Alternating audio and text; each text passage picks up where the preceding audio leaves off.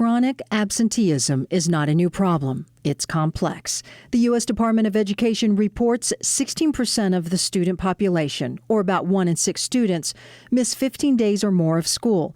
That's considered chronic, and students are at serious risk of falling behind.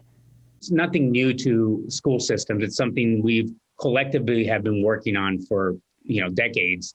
But now some students, Superintendent Steve Holmes explains, seem to be taking advantage of remote learning. Students are dropping off the radar a bit. In other words, they won't show up for a few classes. We're now chasing students who will log in for first period, but then won't be on for second and third period, and then they'll log in fourth and fifth. That's called sporadic absences. Holmes recently reported the rise in partial day absenteeism to the governing board, explaining the upward trend and concern, especially among middle and high schoolers.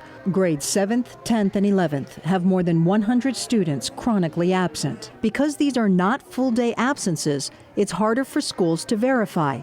Remember the age-old excuse, my dog ate my homework? Well, that's been replaced with, I couldn't log on. If you're calling me and I'm a savvy 7th grader, I can say, Miss, my computer wasn't working at second period. My internet went out, or, and it's, so then how do you have that conversation as do you take that student for face value? Or it's hard to verify, he says, because tech failures happen, making it harder to track and tackle sporadic absences.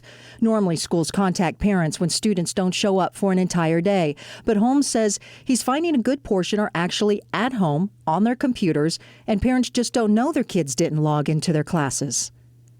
They're saying, no, my kid was on a computer. They've been on there. I've seen them. Well, your child did not log in for this class. I saw them on the computer. No, I know they logged on. So teachers have to pivot to come up with new and creative ways to deal with pandemic ditching.